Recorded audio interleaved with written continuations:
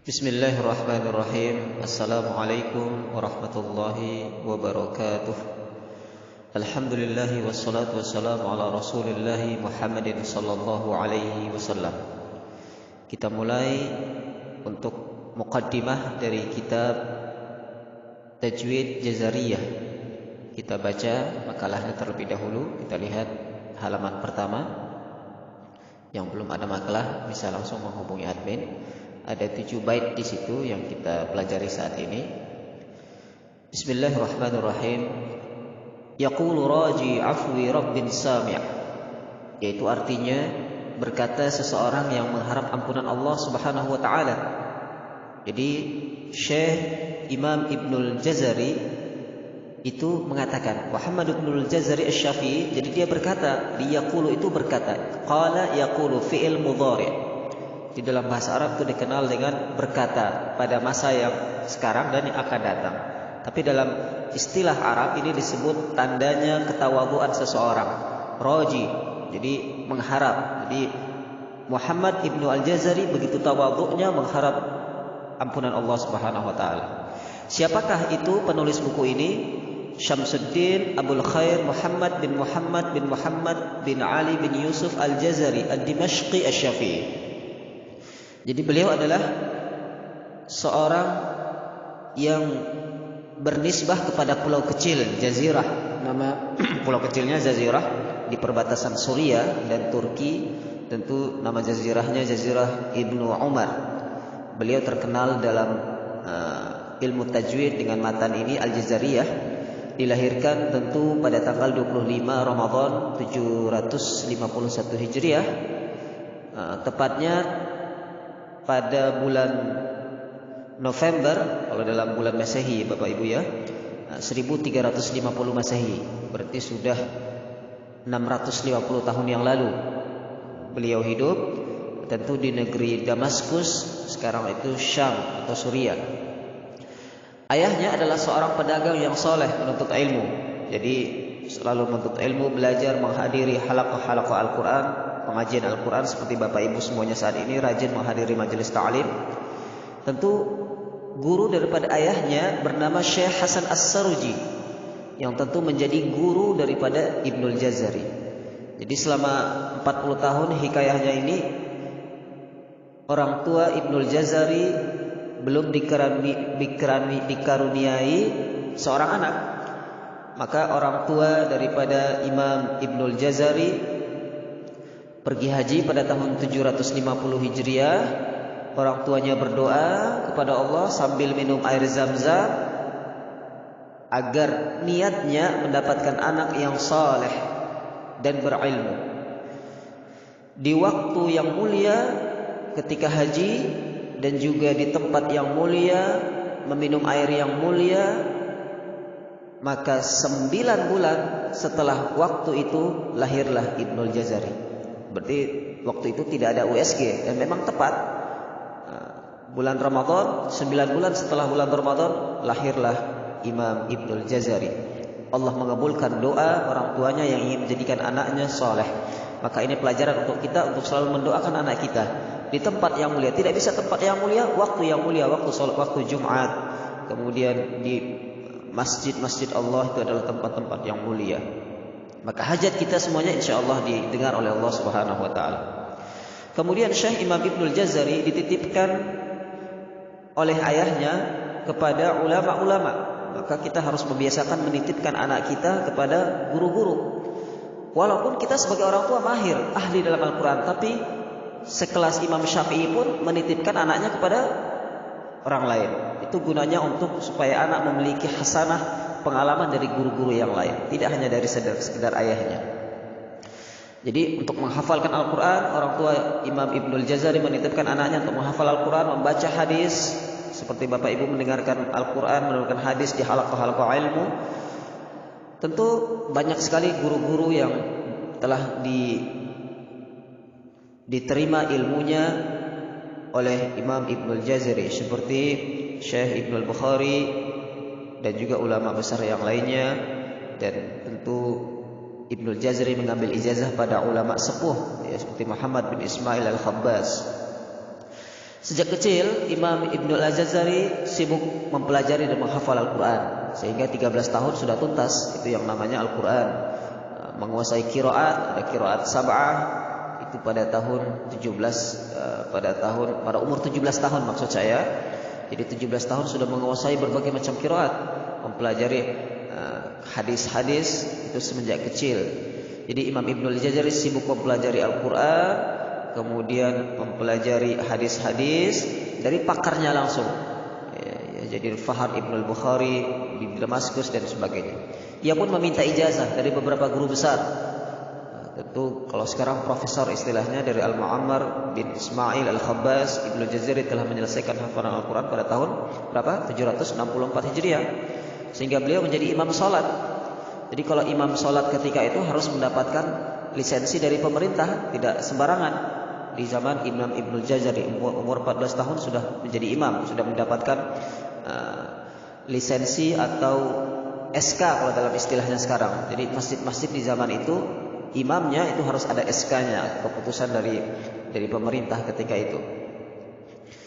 Sehingga begitulah Imam Ibnu Al-Jazari, beliau begitu sibuk dengan ilmu seperti Bapak Ibu semuanya. Mudah-mudahan anak-anaknya semuanya saya doakan seperti Imam Ibnu Al-Jazari. Kita doakan terus anak-anak kita semuanya mudah-mudahan mendapatkan keberkahan ilmu daripada orang tuanya yang selalu hadir di majelis ilmu.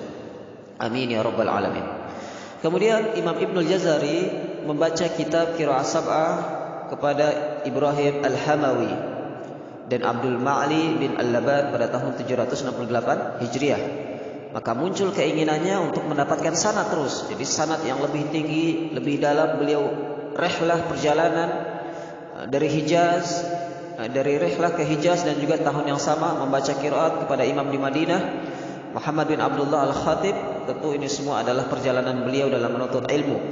Sebagaimana jemaah Majelis Ta'lim Darul Hidayah ketika ada acara di Jakarta, dari Medan pun datang.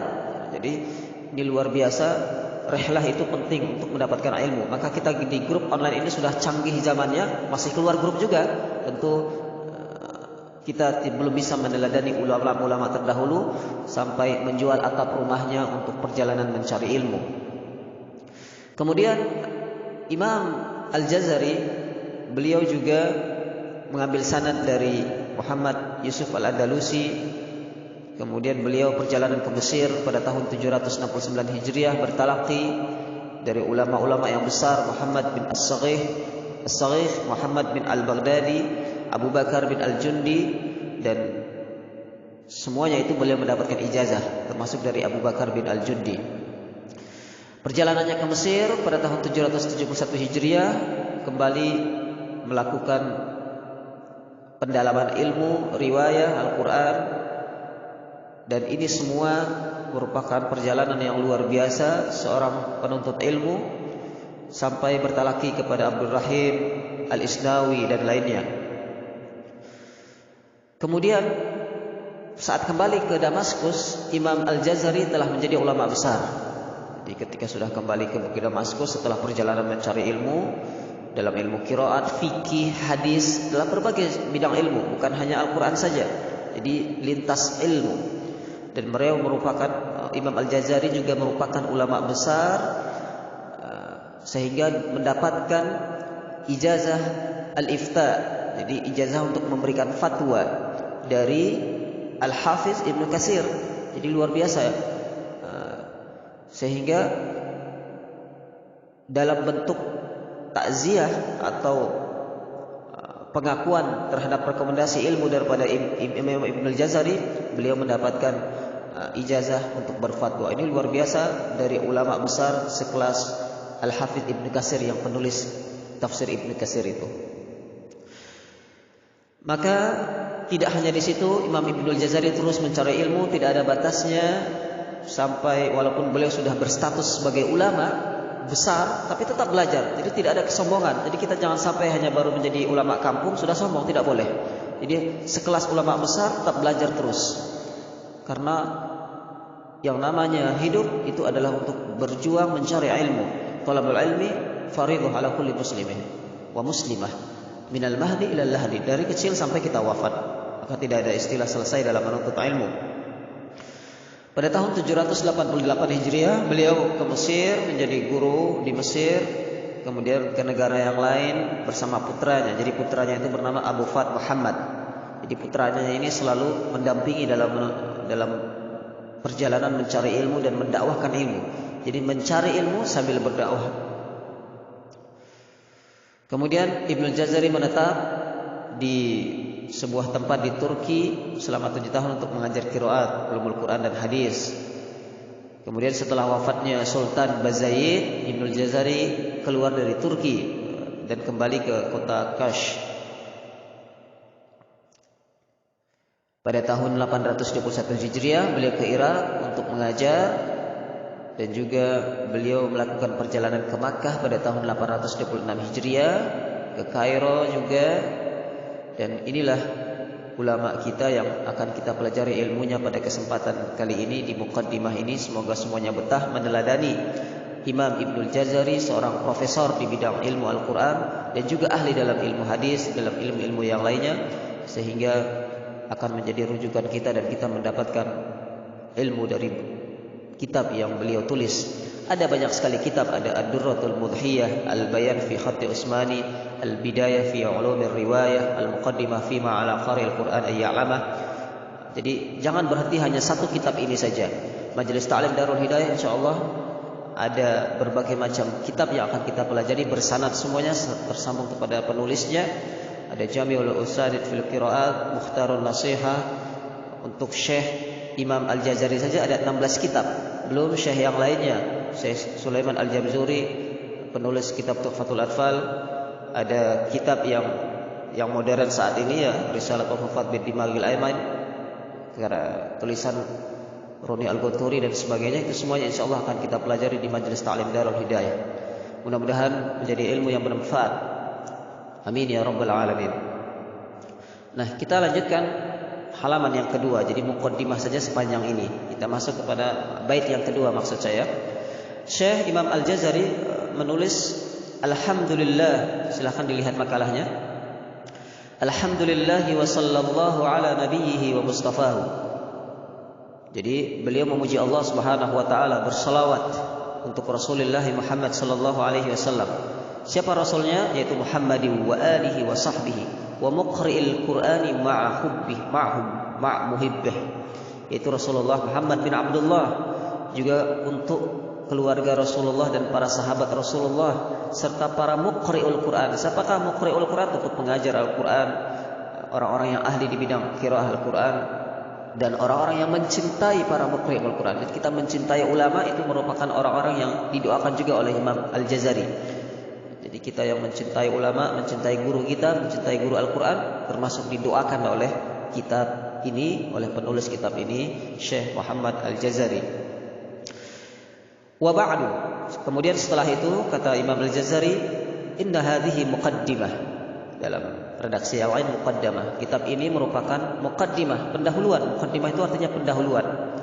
Al-iftitah, pendahuluan, yang berisi mengenai apa yang wajib dipelajari oleh para pembaca Al-Quran.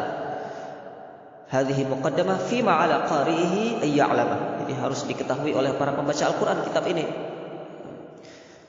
Jadi yajibu di sini bukan wajib secara syar'i, tapi ini merupakan salah satu begitu pentingnya kitab ini. Idh wajibun alaihim muhattam. Jadi secara mutlak wajib pada pembaca Al-Quran sebelum mereka membaca Al-Quran. Qabla syuru'i awalan ayya'lamu. Tentu ini adalah suatu kewajiban yang sifatnya penting, bukan kewajiban syar'i, tapi kewajiban betapa pentingnya kita mempelajari kitab ini.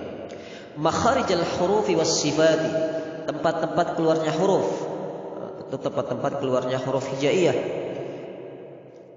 Was sifati, sifat-sifatnya yang mengiringinya.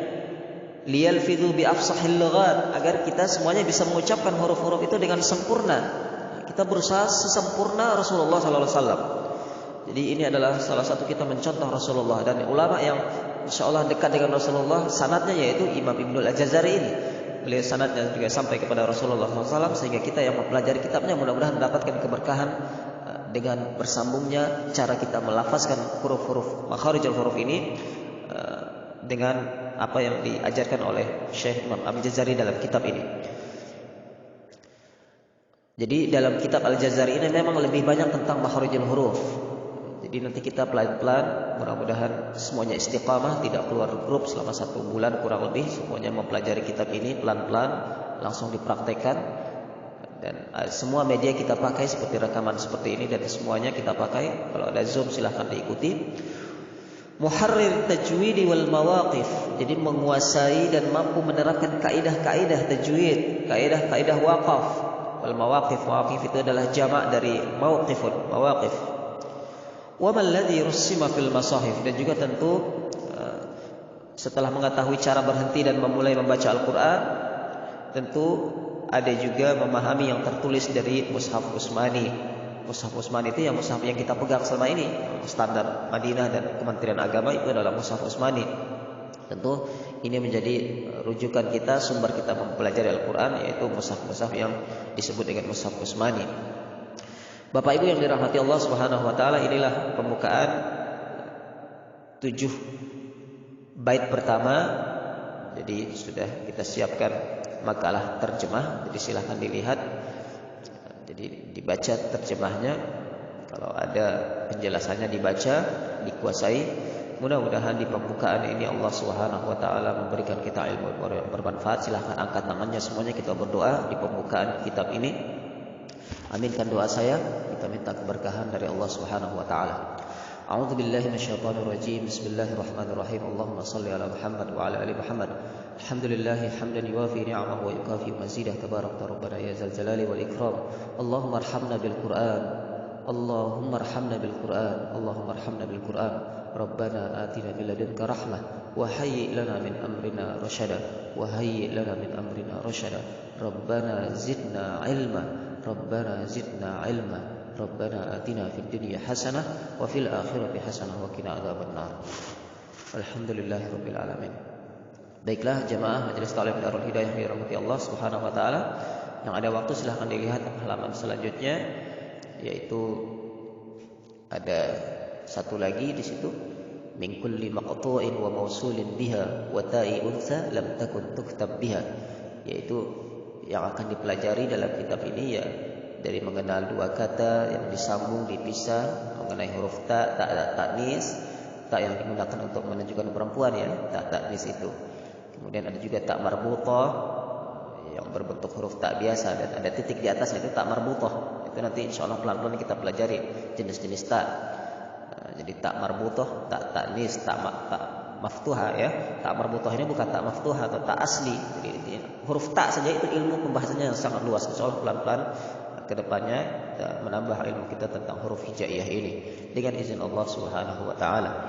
Baik, kita tutup dengan kafaratul majlis di pertemuan yang pertama ini. Subhanakallahumma wa bihamdika asyhadu an la ilaha illa anta astaghfiruka wa atubu ilaik. Assalamualaikum warahmatullahi wabarakatuh. Mohon maaf atas segala kekurangan.